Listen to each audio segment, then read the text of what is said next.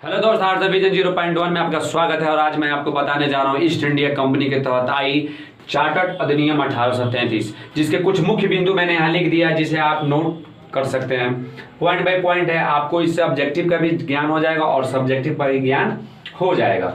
यह अधिनियम ब्रिटिश भारत के प्रशासनिक केंद्रीयकरण की दिशा में निर्णायक कदम था। यानी चार्टर्ड अधिनियम 1833 जो भारत में आई, तो यह प्रशासनिक केंद्रीकरण की दिशा में देखा जाए तो काफी निर्णायक, यानी काफी इससे फायदा हुआ। किसको? ब्रिटिश सरकार को, जो भारत में शासन प्रणाली को चला रहे थे। जिसकी कुछ विशेषताएं हैं, जिसका विवरण मैंने इस प्रकार लिखा है।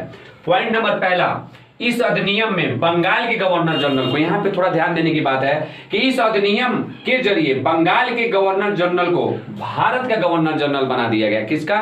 तो भारत का गवर्नर जनरल बना दिया गया।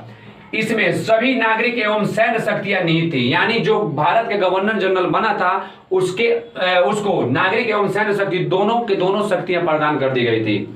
अगला पॉइंट, इस अधिनियम ने पहली बार एक ऐसी सरकार का गठन किया जिसके जरिए ब्रिटिश अधिकार वाले संपूर्ण भारतीय क्षेत्रों पर उसका नियंत्रण पूर्ण रूप से हो गया। पहले था कंपनी आधा चलाती थी और आधा ब्रिटिश सरकार, लेकिन इस एक्ट के जरिए पूरा का पूरा नियंत्रण किसके अंतर्गत चला गया? ब्रिटिश हुकूमत के अंतर्गत चला गया। अगला पॉइंट, मद्रास एवं मुंबई के गवर्नरों की विधायी शक्ति से वंचित कर दिया गया। यानी इनको जो विधायी शक्ति मिली थी उनसे इनको हटा दिया गया। अगला पॉइंट, भारत के गवर्नर जनरल को ब्रिटिश भारत में विधायिका के असीमित अधिकार प्रदान किए गए। यानी ब्रिटिश भारत में गवर्नर जनरल को, जो भारत के गवर्नर जनरल बन के आए थे, उन्हें विधायिका का असीमित यानी बहुत ज्यादा शक्तियां उनको प्रदान या अधिकार प्रदान कर दिए गए। अगला पॉइंट, इसके अंतर्गत पहले बनाए गए कानूनों को नियामक कानून कहा गया। यानी इसके अंतर्गत पहले जो कानून बनाए गए उसको क्या कहा गया? नियामक कानून, यानी रेगुलेटिंग एक्ट। एवं नए कानून के तहत बने कानूनों को अधिनियम कहा गया, यानी एक्ट। थोड़ा सा यहाँ पे एक बार गौर कीजिएगा। इसके अंतर्गत बनाए गए कानून को, यानी इसके अंतर्गत पहले जो कानून बनाए गए थे उसको क्या कहा गया? नियामक कानून, यानी रेगुलेटिंग एक्ट। नए कानून के तहत बने कानूनों को कहा गया अधिनियम, यानी एक्ट। किस एक्ट के जरिए? चार्टर्ड अधिनियम 1833 के जरिए। अगला पॉइंट कहता है कि इस अधिनियम के तहत ईस्ट इंडिया कंपनी की एक व्यापारिक निकाय, पहले जो ईस्ट इंडिया कंपनी भारत में थी वो व्यापारिक तौर तरीके से कार्य करती थी, लेकिन इस अधिनियम, यानी अधिनियम बोले तो चार्टर्ड अधिनियम 1833 के तहत यह प्रशासनिक निकाय बन गई। एक सवाल आता है कि किस अधिनियम के तहत ईस्ट इंडिया कंपनी व्यापारिक निकाय से प्रशासनिक निकाय बन गई? तो बोलिएगा चार्टर्ड अधिनियम 1833।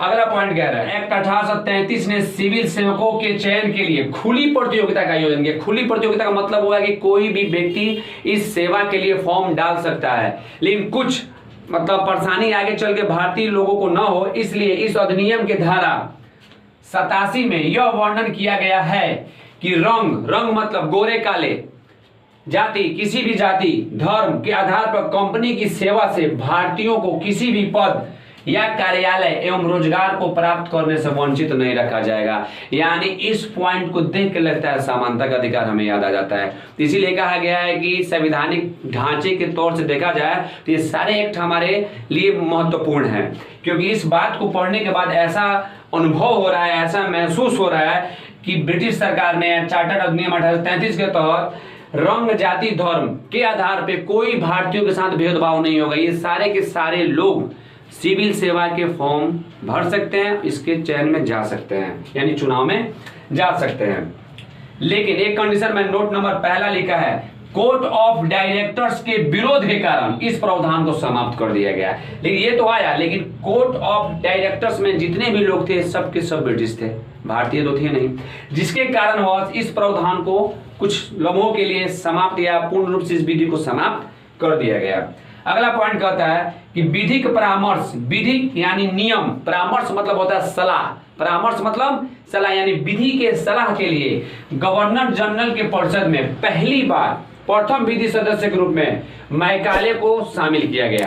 यानी पूछा जाए कि विधिक परामर्श के लिए गवर्नर जनरल के परिषद में पहला व्यक्ति किसे चुना गया, तो आप बोलिएगा मैकाले को चुना गया। ठीक है, लेकिन उन्हें सिर्फ परिषद में भाग लेना था, न कि मतदान करना। यानी उन्हें सिर्फ परिषद में भाग लेने का अधिकार दिया गया, न कि मतदान देने का।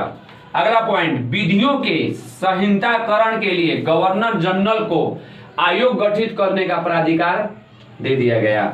यानी विधियों के संहिताकरण के लिए गवर्नर जनरल को, यानी विधि को सही तरीके से सुनियोजित किया जाए, इसको सही से मतलब संवारा जाए, इसके लिए गवर्नर जनरल को आयोग गठित करने का अधिकार दे दिया गया। 1834 ईस्वी में मैकाले की अध्यक्षता में 4 सदस्यीय विधि आयोग का गठन हुआ। यानी पूछा जाए कि 4 सदस्यीय विधि आयोग का गठन किसने किया, तो मैकाले।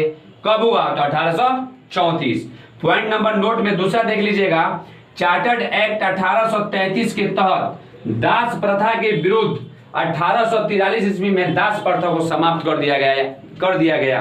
अगर पूछा जाए कि दास प्रथा कब समाप्त हुई, तो आप बोलिएगा 1843 में। दास प्रथा कब समाप्त हुई, तो 1843 में। और दास प्रथा के विरुद्ध माने नियम कब बना, तो चार्टर्ड एक्ट 1833 के तहत।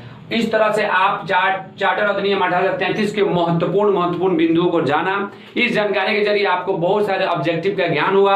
आप चाहें तो इसका ऑब्जेक्टिव बना सकते हैं और सारे पॉइंट को हटा के आप सब्जेक्टिव भी बना सकते हैं, यानी रिटेन के लिए भी ये काम कर जाएगा।